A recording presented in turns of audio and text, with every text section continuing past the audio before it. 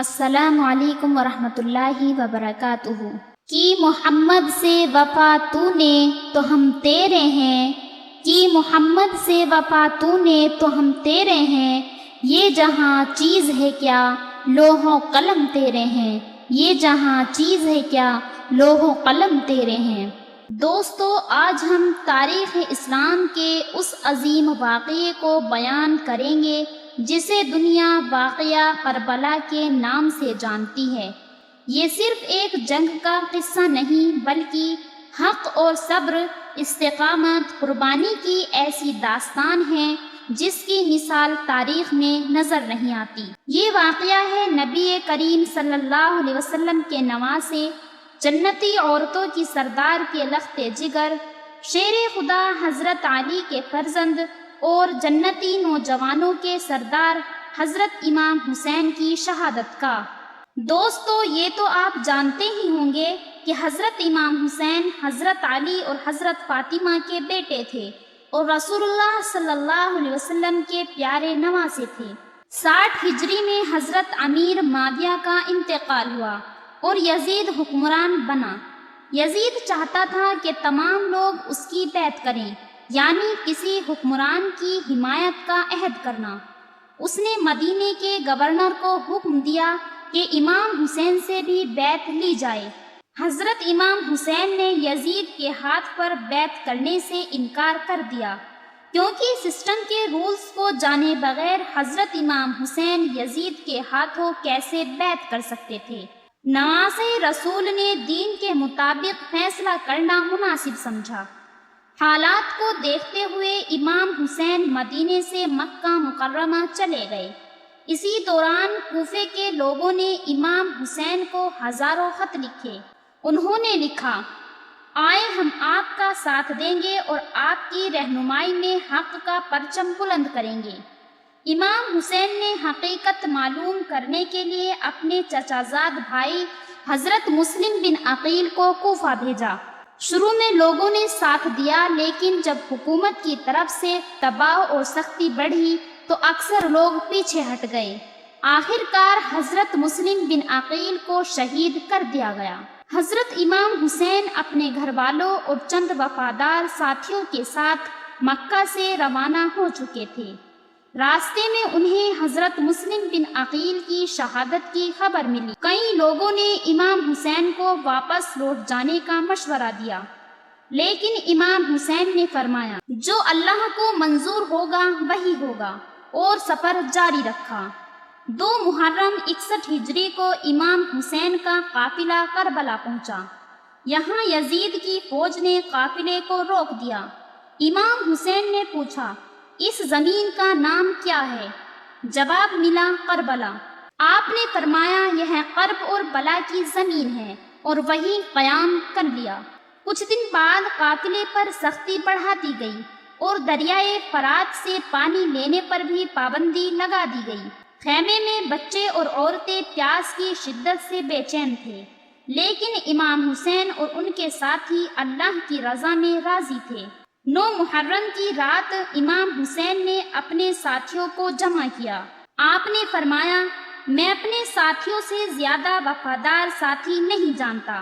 دشمن مجھ سے دشمنی رکھتا ہے، تم چاہو تو رات کی تاریکی میں چلے جاؤ، مگر بات تو نواسے رسول کی تھی، ساتھی اور وہ بھی وفادار، نواسے رسول کو تنہا کیسے چھوڑ سکتے تھے؟ سب نے وفاداری کا اعلان کیا اور ساتھ چھوڑنے کا تصور تک نہ کیا۔ وہ رات عبادت، تلاوت اور دعا میں گزری۔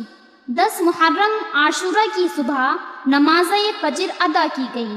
امام حسین نے سب کو صبر اور استقامت کی تلقین کی۔ ایک طرف ہزاروں کا لشکر تھا، دوسری طرف چند وفادار لوگ جن میں اہل بیت اور جانثار تھے، لیکن امام حسین نے یہ ثابت کر دیا، سر کٹا سکتے ہیں لیکن سر جھکا سکتے نہیں، اور قیامت تک یاد رکھے جانے والی جنگ کربلا شروع ہوئی۔ اہل بیت اور امام حسین کے ساتھی ایک ایک کر کے جنگ میں اترتے گئے۔ ہر ایک نے بے مثال بہادری کا مظاہرہ کیا۔ حضرت علی اکبر میدان میں اترے۔ حضرت علی اکبر حضرت امام حسین کے بڑے بیٹے تھے۔ وہ شکل و صورت اور اخلاق میں رسول اللہ سے بہت مشابہ تھے۔ جب وہ میدان میں جانے لگے تو امام حسین نے آسمان کی طرف نگاہ اٹھا کر دعا فرمائی۔ حضرت علی اکبر نے بہادری سے مقابلہ کیا اور شہید ہو گئے۔ باپ کے لیے جوان بیٹے کا غم بہت بڑا ہوتا ہے، مگر امام حسین نے دین اسلام کا پرچم بلند رکھنے کے لیے بہادری سے اور صبر سے کام لیا۔ حضرت عباس میدان میں اترے۔ حضرت عباس امام حسین کے بھائی تھے۔ جب بچوں کی پیاس کی شدت بڑھ گئی تو وہ پانی لانے کے لیے نکلے، لیکن واپسی کے دوران دشمنوں نے حملہ کیا اور وہ شہید ہو گئے۔ ایک ایک کر کے خاندان نبوت کے گلشن کو اجاڑا گیا، مگر ظالموں کو شرم نہ آئی۔ امام حسین نے دشمنوں کو بار بار نصیحت کی۔ آپ نے فرمایا، میرے بارے میں غور کرو، میں کون ہوں؟ کیا میں تمہارے نبی کا نواسہ نہیں ہوں؟ کیا میں تمہارے نبی محمد الرسول اللہ صلی اللہ علیہ وسلم کی بیٹی فاطمہ کا لخت جگر نہیں ہوں؟ لیکن افسوس کہ دنیا کی محبت نے بہت سے لوگوں کی آنکھوں پر پردہ ڈال دیا تھا۔ اس وقت یہ خطبہ پہاڑوں کو دیا ہوتا تو پہاڑ ریزہ ریزہ ہو گئے ہوتے۔ امام حسین نے بہادری کے ساتھ میدان میں قدم رکھا اور دشمن کا مقابلہ کیا۔ آخرکار آپ شدید زخمی ہو گئے۔ اس حالت میں بھی آپ اللہ کا ذکر کرتے رہے اور پھر 10 محرم 61 ہجری کو آپ نے جام شہادت نوش فرمائی، مگر باطل کے سامنے جھکنے سے انکار کر دیا۔ کٹا کر گردنیں دکھا گئے یہ کربلا والے، باطل کے سامنے جھک نہیں سکتے خدا والے۔ کب تھا رسول کو پسند رونا حسین کا، کب تھا رسول کو پسند رونا حسین کا، آغوش فاطمہ تھی بچھونا حسین کا۔ بے غور و بے کفن قیامت سے کم نہیں، صحرا کی گرم ریت پہ سونا حسین کا۔ تو دوستو، یہ تھا کربلا کا واقعہ۔ کربلا ہمیں صبر، حق پر قائم رہنے اور اللہ کی راہ میں ہر قربانی دینے کا پیغام دیتی ہے۔ امام حسین اور ان کے ساتھیوں کی قربانی قیامت تک انسانیت کے لیے مشعل راہ رہے گی۔ اللہ تعالی ہمیں ان کی سیرت پر چلنے اور حق کا ساتھ دینے کی توفیق عطا فرمائے۔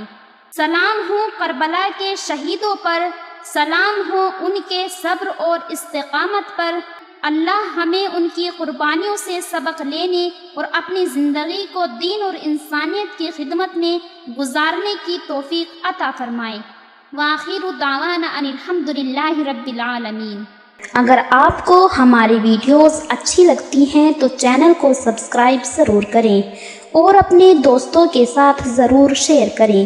یہاں آپ کو موٹیویشنل سٹوریز، دل کو چھو لینے والی شاعری اور زندگی بدل دینے والے تاریخی واقعات سننے کو ملیں گے۔